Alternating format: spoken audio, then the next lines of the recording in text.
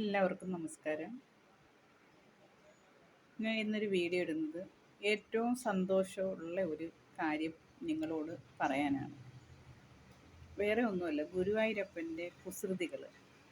കാരണം ഞാൻ ഇന്നലെ മുരളിച്ചേട്ടൻ്റെ ഒരു സ്വാമിയുണ്ട് ഗുരുവായൂരുള്ള. മുരളിച്ചേട്ടനുമായിട്ട് നല്ല ബന്ധമൊക്കെ ഉള്ളൊരു സ്വാമിയാണ്. ആ സ്വാമിയുടെ ബർത്ത്ഡേ ആയിരുന്നു ഇന്നലെ. അപ്പോൾ ഞങ്ങളെ വിളിച്ചിരുന്നു. അപ്പം മുരളിച്ചേട്ടൻ ഫ്ലൂട്ടുമൊക്കെ ആയിട്ട് വരണം, വായിക്കണമെന്നൊക്കെ പറഞ്ഞു. പറഞ്ഞിട്ട് കുറേ ദിവസങ്ങളായി. പക്ഷേ പോകുമെന്നോ വരുമെന്നൊന്നും എനിക്കറിയത്തില്ലായിരുന്നു. അപ്പോൾ ഞാൻ കഴിഞ്ഞ കുറേ ദിവസം മുമ്പ് തന്നെ ഞാൻ കണ്ണൻ്റെ പാട്ടുകളൊക്കെ കുറേ എഴുതുന്ന ഒരാളാണ്. അപ്പോൾ ഞാൻ ഒരു കണ്ണൻ്റെ ഒരു പാട്ട് എഴുതി വെച്ചിട്ട് അത് റെക്കോർഡ് ചെയ്തില്ല. മുരളിച്ചേട്ടൻ അത് ചെയ്യാമെന്ന് പറഞ്ഞു. തിരക്ക് കാരണം പിന്നെ ചെയ്യാമെന്ന് പറഞ്ഞു.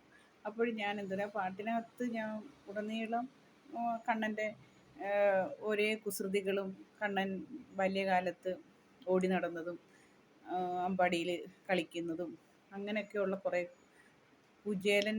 കുചേലൻ ഓർക്കുന്നതായിട്ടുള്ള ഒരു പാട്ടാണ് എഴുതിയത്. കാരണം കുചേലനും ബാല്യകാലത്ത് കണ്ണൻ്റെ കൂട്ടുകാരനാണല്ലോ. അപ്പോൾ ആ ഒരു പാട്ടാണ് ഞാൻ എഴുതിയത്. അപ്പോൾ ഞാനിങ്ങനെ സ്വാമിയുടെ അടുത്ത് ആ പാട്ട് ഞാനിങ്ങനെ എഴുതി വെച്ചിരിക്കുകയാണ്. അതിനകത്തൊരു മാമ്പഴക്കഥയൊക്കെ ഉണ്ട് കേട്ടോ. ആ കഥ ഞാൻ പറയാം. അപ്പോൾ ഇതെല്ലാം കഴിഞ്ഞിട്ട് മുരളിച്ചേട്ടൻ്റെ അടുത്ത് പറഞ്ഞു നമുക്ക് എന്തൊക്കെയായാലും സ്വാമിയുടെ ബർത്ത്ഡേക്ക് പോകാമെന്ന് പറഞ്ഞു. അപ്പോൾ ഞാൻ പോകാനുള്ള തയ്യാറെടുപ്പ് കഴിഞ്ഞ ദിവസം ഇന്നാണല്ലോ ഞാൻ ഈ വീഡിയോ ഇടുന്നത്. ഇന്നലെ ഞങ്ങൾ അങ്ങനെ രാവിലെ തന്നെ സ്വാമിയുടെ അടുത്ത് പോയി ബർത്ത്ഡേ ഒക്കെ ആഘോഷിച്ചു. മുരളിച്ചേട്ടൻ ഫ്ലൂട്ടൊക്കെ വായിച്ചു. അങ്ങനെ കുറേ നേരം ഞങ്ങളവിടെ ഇരുന്നിട്ട് അനുഗ്രഹമൊക്കെ വാങ്ങിച്ചു. അപ്പോൾ പിന്നെ ഒരു 6 മണിക്ക് ഒരു പൂജയുണ്ട്. ആ പൂജയെ പങ്കുകൊണ്ടിട്ട് പോയാൽ മതിയെന്നൊക്കെ ഞങ്ങളുടെ അടുത്ത് പറഞ്ഞു. അപ്പോൾ ഞാൻ പറഞ്ഞന്ന് മുരളിച്ചേട്ടൻ, ഞാൻ അടുത്ത് തന്നെ ഗുരുവായൂർ അമ്പലം കേട്ടോ, നടന്നങ്ങോട്ട് പോകുന്ന ദൂരമേ ഉള്ളൂ.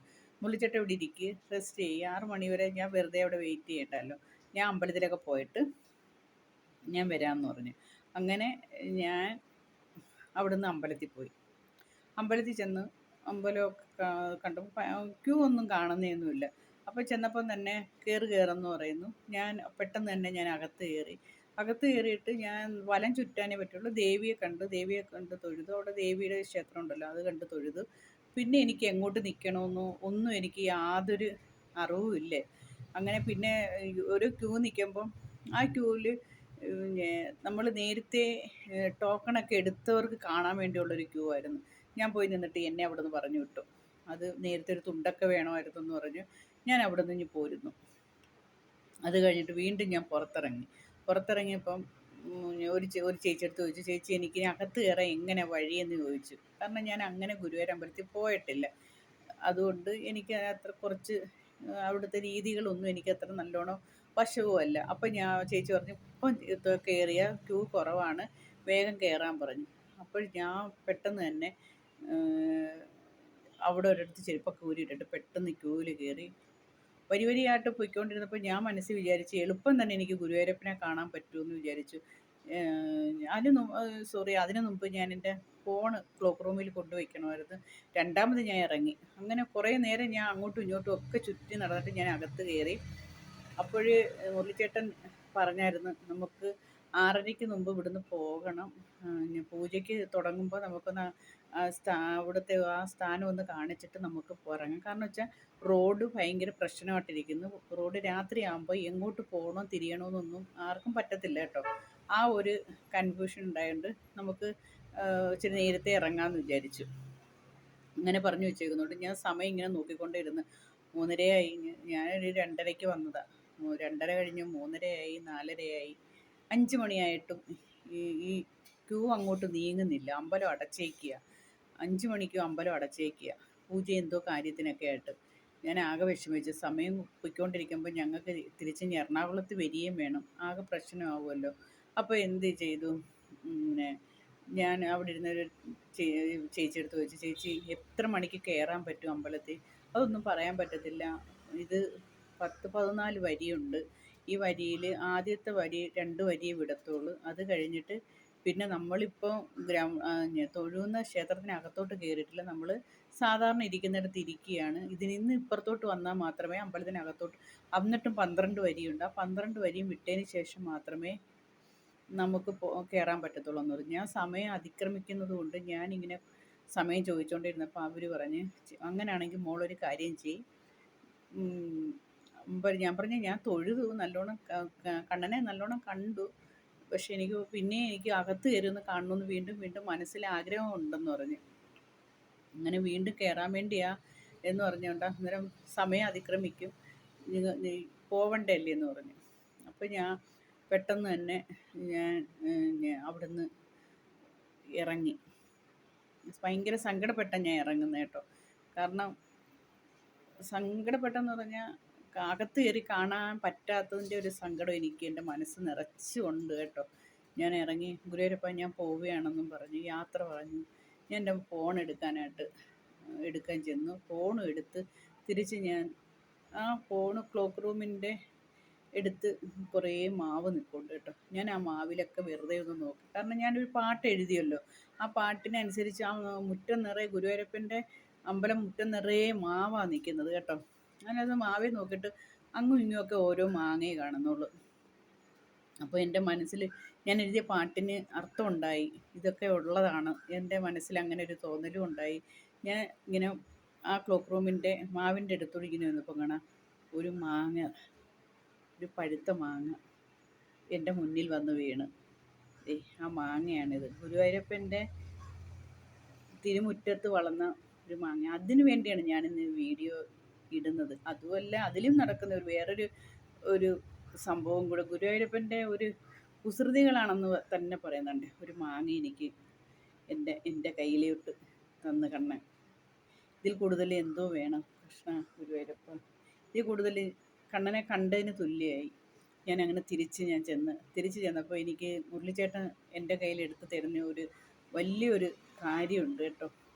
അവിടെ വെച്ച് സ്വാമി മുരളിച്ചേട്ടന് ഒരു ഫ്രൂട്ട് കൊടുത്തു കേട്ടോ. ഒരു ഓടക്കുഴലും മുരളിച്ചേട്ടന് കൊടുത്തു. അത് കൊടുത്തു. മുരളിച്ചേട്ടന് ഒരു പൊന്നാട കൊടുത്തു. ഒരു പൊന്നാടയും മുരളിച്ചേട്ടന് കൊടുത്തു. അത് കഴിഞ്ഞിട്ട് മുരളിച്ചേട്ടൻ എനിക്ക് തന്ന സംഭാവന ഇങ്ങൾക്ക് കാണണ്ടേ. ഗുരുവായൂരപ്പനെ കാണാതെ വിഷമിച്ച് ഞാൻ തിരിച്ചു വന്ന് എനിക്ക് എൻ്റെ കയ്യിലോട്ട് മുരളിച്ചേട്ടൻ തരുന്നത് ആരെയാണെന്നറിയാമോ?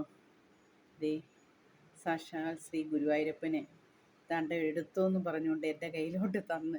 എനിക്ക് ഇത്രയ്ക്ക് സന്തോഷം, എനിക്ക് ഒന്നും അറിയാൻ വയ്യ. എനിക്ക് കണ്ണനെ കാണാൻ ഞാൻ എത്രയോ പ്രാവശ്യം ഞാൻ അകത്ത് കയറും ഇറങ്ങും. എനിക്ക് കണ്ണ് നിറഞ്ഞു വരിക കേട്ടോ. എനിക്ക് ഒന്നും എന്താണെന്ന് പോലും എനിക്കറിയാൻ പറ്റുന്നില്ല.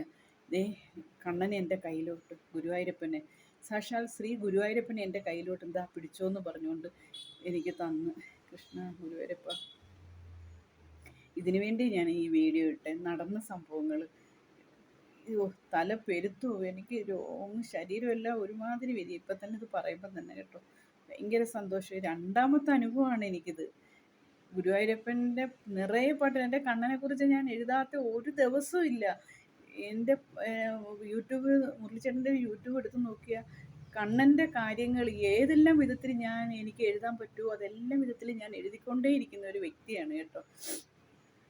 നിങ്ങൾ നോക്കിയാൽ മതി, കാണാം. യൂട്യൂബ് എടുത്തു വെച്ച് നോക്കിയാൽ നിറച്ച് PR മുരളിയുടെ ഫോട്ടോ. ആ ഒരു ചാനലിൽ എൻ്റെ കുറേ 10-40-50 പാട്ടുകളുണ്ട്. അതിൽ കൂടുതലും ഗുരുവായൂരപ്പൻ്റെ പാട്ടുകളാണ്. കണ്ണനെ ഏതൊക്കെ വിധത്തിൽ എഴുതാൻ പറ്റുമോ അത്രയ്ക്ക് സന്തോഷമായിട്ട് ഞാൻ എഴുതും. അപ്പോൾ എനിക്കിതാണ്ട് എൻ്റെ മുരളിച്ചേട്ടൻ എനിക്കിതും തന്നു. അത് കിട്ടി. എനിക്ക് മാമ്പഴം കിട്ടി. ഇതെല്ലാം മുരളിച്ചേട്ടൻ എൻ്റെ കയ്യിലാണ് തന്നെ കേട്ടോ. എല്ലാം എൻ്റെ കയ്യിലാണ് തന്നെ. ഫ്രൂട്ട് എൻ്റെ വരുന്നിടം വരെ എല്ലാം എൻ്റെ കയ്യിലുണ്ടായിരുന്നു. വലിയ സന്തോഷമായി. ഈ ഒരു വീഡിയോ എനിക്ക് ചെയ്യണമെന്ന് തോന്നി. അപ്പോൾ എല്ലാവർക്കും ഗുരുവായൂരപ്പൻ്റെ അനുഗ്രഹം ഉണ്ടാവട്ടെ എന്ന് ഞാൻ മനസ്സ് നിറഞ്ഞ് പ്രാർത്ഥിക്കുന്നു. എല്ലാവരും ദൈവം കാത്തുകൊള്ളട്ടെ. ശ്രീ ഗുരുവായൂരപ്പൻ്റെ അനുഗ്രഹം എല്ലാവർക്കും ഉണ്ടാവട്ടെ.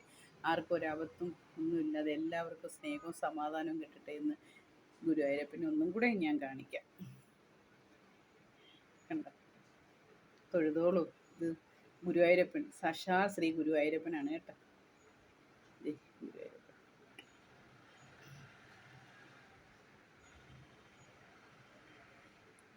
ഹരേ കൃഷ്ണ. Okay, bye. എല്ലാ അനുഗ്രഹങ്ങളും ഉണ്ടാവട്ടെ എന്ന് പ്രാർത്ഥിക്കുന്നു.